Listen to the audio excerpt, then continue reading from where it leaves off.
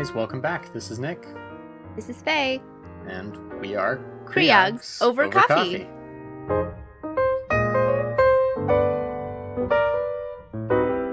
Alright, so today we're going to spend some time talking about nausea and vomiting in early pregnancy. So get your coffee ready. Hopefully you're not feeling nauseous yourself. And let's talk about kind of some learning objectives for today.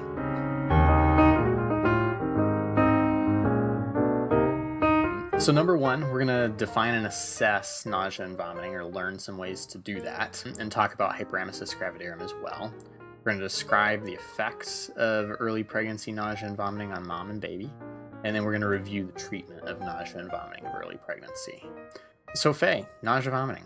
I think we see so many people in our emergency room every day, and this makes sense. Nausea affects about 50 to 80% of pregnant women, and vomiting up to 50% of pregnant women. So I feel like this is something that we're always encountering in our emergency room, and we're always going through the algorithm of like how to treat these women. Yeah. What I didn't know was that there was an assessment tool to score people on how bad their nausea and vomiting is, and it's actually called the puke scale. Wow. Which stands for Pregnancy Unique Quantification of Emesis and Nausea. So it's not a K, it's a Q, but I kind of just wanted to share that with everybody, that there is indeed a puke scale. Yeah, that's like goals with respect to your acronyms. The reason I bring this up is because scores from the puke scale are associated with quality of life measurements, and it may provide some guidance on when and how aggressively to treat your patient. One thing that I learned, Faye, in researching this episode is actually kind of moving down the scale a bit about Hyperemesis Gravidarum.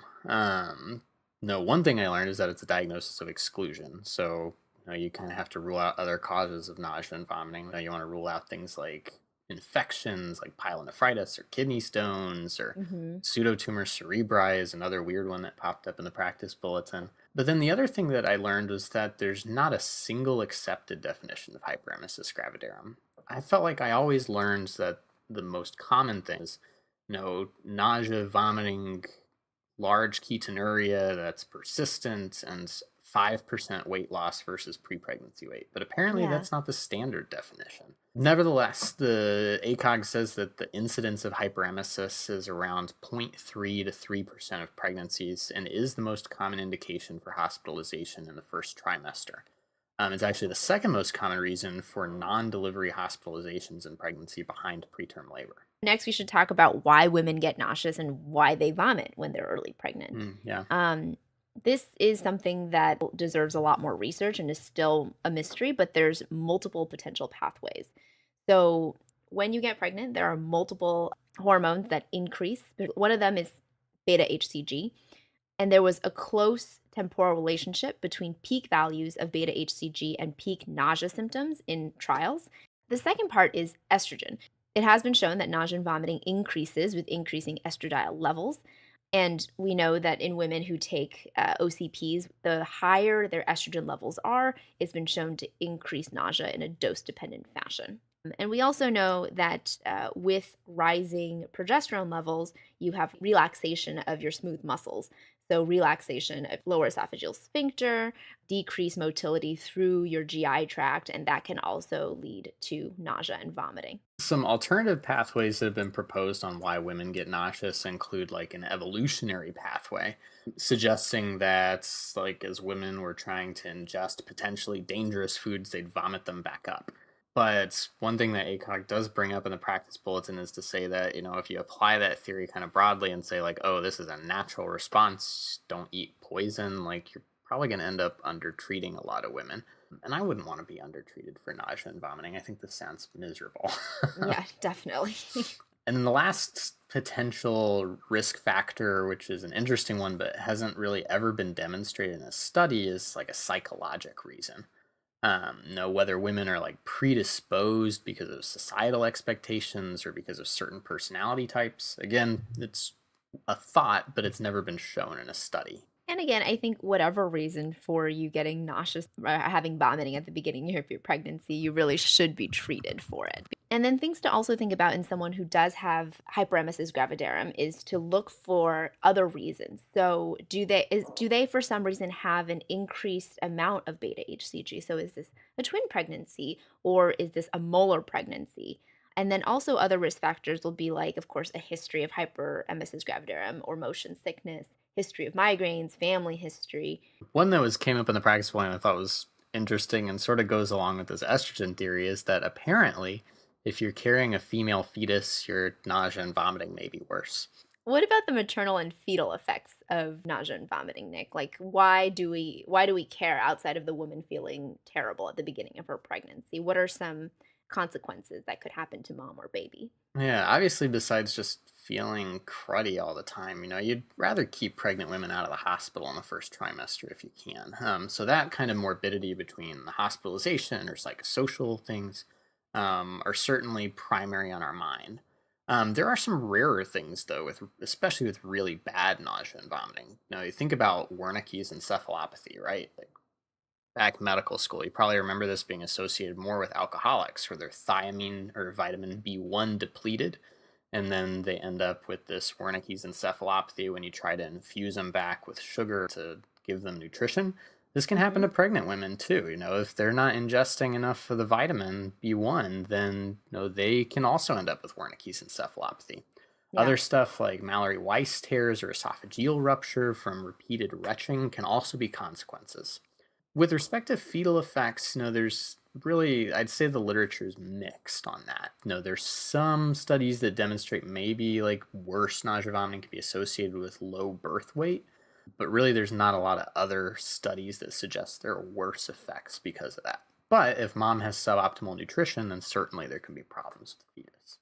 Right. So let's move on to treatment. Like I said before, Nick, you and I probably encountered this a lot in our emergency room, and we advise a lot of patients regarding what to do for their nausea and vomiting. Absolutely. The first one that I always tell patients is to modify the way that they eat and what they eat. A lot of women will tell me, they have nausea, they're nauseous, they're vomiting, and then they get to the middle of the day, they haven't eaten anything, they're so hungry, and they'll go and buy a bucket of like KFC fried chicken, or they'll have like a huge McDonald's hamburger or something. And then, of course, afterwards, they get nauseous again and they vomit. So the big thing to tell these people is small, frequent meals, bland foods, following that brat diet is really important for these women. And also things that are not as spicy or as acidic. And then avoiding triggering stimuli, and that can be different for every single woman. So just avoiding things that they know will make them feel nauseous. Hmm.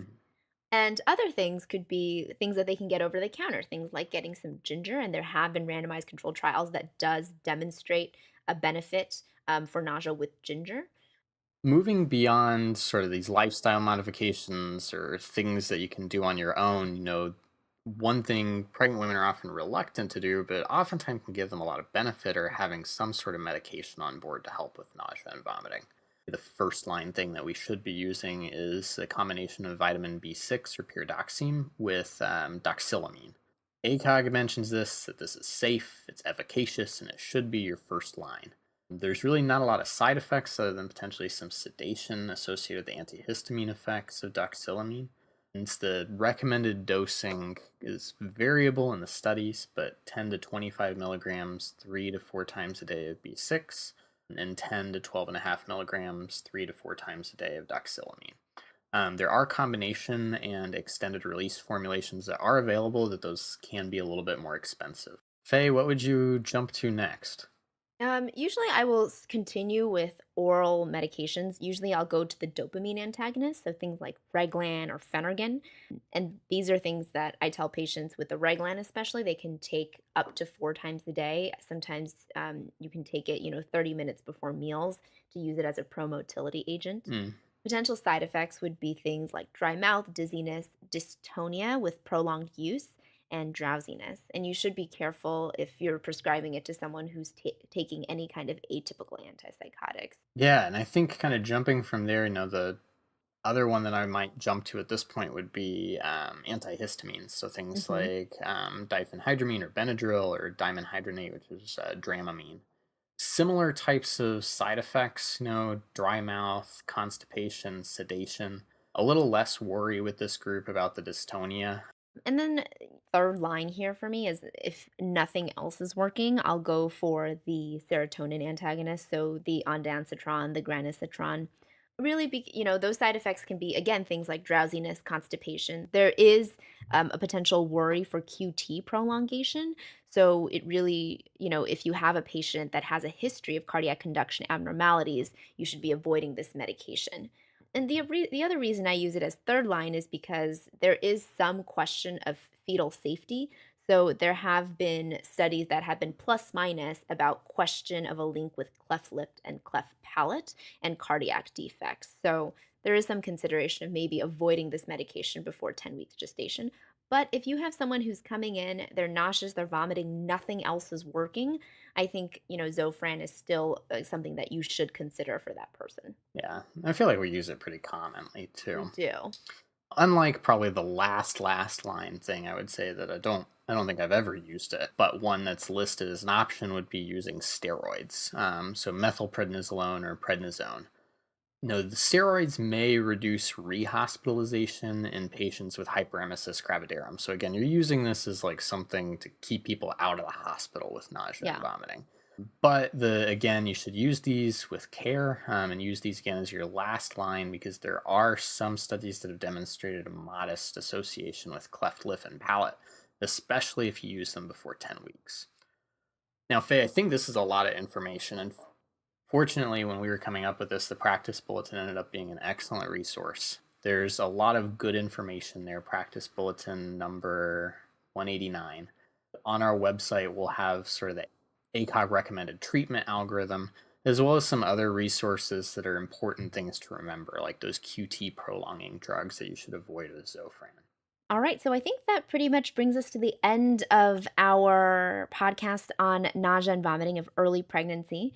Just to go back over what we talked about, we said that nausea and vomiting is very, very common in early pregnancy, and that there is something called the puke scale that you could potentially use to assess quality of life measurements and how and when to treat their nausea vomiting. Hyperemesis gravidarum doesn't have a accepted single definition, but probably the most common includes weight loss, generally around 5% of pre-pregnancy weight, and hyperemesis affects somewhere between 0.5% and 3% of pregnancies.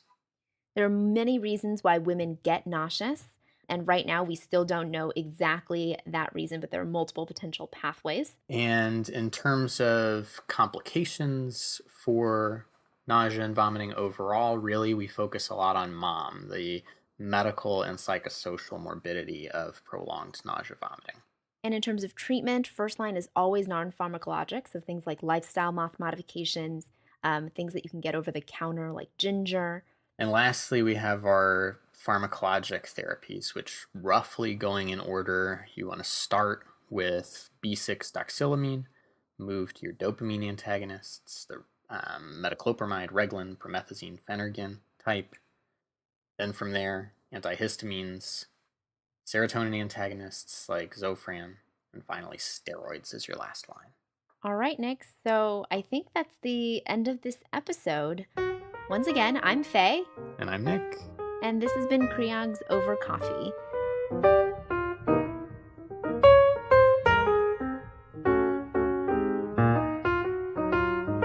And remember, puke, acronym goals. If you like what you heard on this podcast, or if you have any suggestions or any things that you'd like to change, please email us at creogsovercoffee@gmail.com. Be sure to rate us online wherever you get your podcasts, Apple Store, Google Play, wherever that is. You can follow us on social media, on Twitter at creogsovercoff, COFF1, on Facebook at creogsovercoffee, or on our website at www.creogsovercoffee.com. Be sure to check out the website for all those extra resources and all those extra fun things.